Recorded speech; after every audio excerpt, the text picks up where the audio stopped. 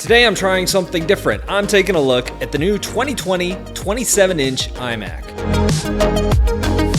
Hello, my name is Brad, and today I am in my kitchen. Why am I in my kitchen? Today I'm in our loft with our family computer. It's my computer. It is actually our daughter's computer because she's the only one who uses it. Since lockdown, she's jumped in headfirst to video editing, and this happy little 2012 iMac just isn't cutting it anymore. So, enter the 2020 iMac. I would have loved to have held out for a year for whatever redesign Apple is currently working on, but there is work to be done. The 2020 iMac is a minimal upgrade, but what they upgraded was pretty good. It's the same unibody design we've seen for years, and I mean years. It's a really old design, but it holds up well. It's incredibly well built. The only real giveaway that it's an older computer are the wide bezels along the side and the bottom. Around the back, we have all our ports. We have a headphone jack, an SD card slot, 4 USB-A ports, and 2 USB-C Thunderbolt ports. Oh, I forgot, there's also a gigabyte internet port along the back. That's an important one. The power button is along the other side, and there's this big plug along the back for power. I didn't spring for the highest end configuration here. Hey! I was trying to keep the price down. I went for the middle range version. It's got a 3.3 gigahertz, 6-core, 10th gen Intel Core i5 processor, which can boost up to 4.8 gigahertz, 8 gigabytes of memory, configurable up to 128 gigabytes, 512 gigabytes of SSD storage, a Radeon Pro 5300, and a Retina 5K display. That's 5,120 pixels by 2,880 pixels. It's a P3 display with True Tone, blah, blah, blah. The point is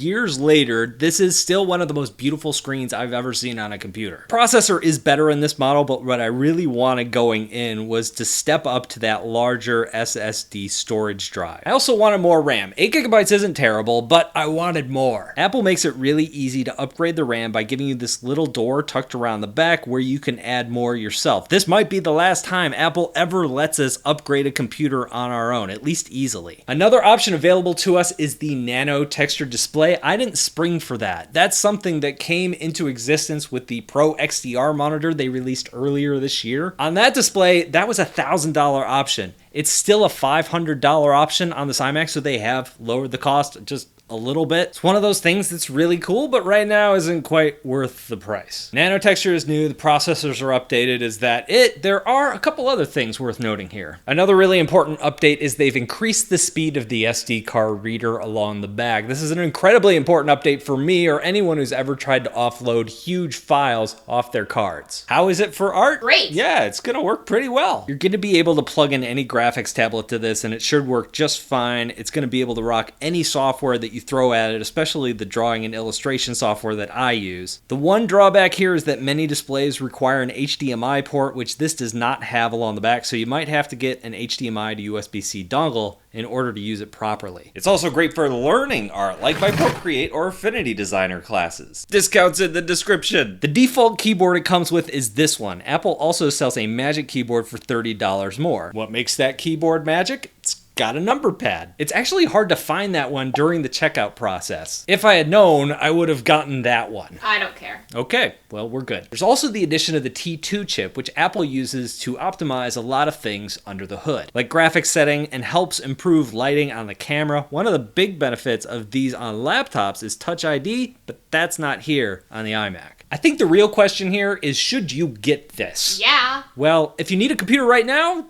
yes. If you can hold out, it might be worth waiting a year, possibly 2, to see what's next. Apple could be updating the entire design of the iMac line, including an upgrade to Apple Silicon coming as soon as next fall, but that's speculation. Nobody really knows when that update is coming. We also don't know what that's going to look like performance-wise. We do know that this is actually an incredibly powerful computer delivered to us right now. Also, with the shift over to Apple Silicon, we need software vendors to change and update their apps as well. Apps like Adobe Photoshop and Illustrator and some of those things that I rely on every day might not be ready to roll as soon as next year, or if there are, there might be some bugs that still need to be worked out. One thing that we do know is that Apple is going to be supporting this Mac for years to come with OS updates. If we use the transition from the PowerPC chips to the Intel chips from years ago, Apple ended up supporting that for a good 3 years or so after. If that worries you, wait. If it's not an urgent upgrade, might be worth waiting. So that is the 2020 iMac, a product that lives the phrase, if it ain't broke, don't fix it. And this might be one of the last Intel Macs that we see. So what do you think? Let me know down below in the comments. Thank you for watching, and I'll talk to you in a couple of days.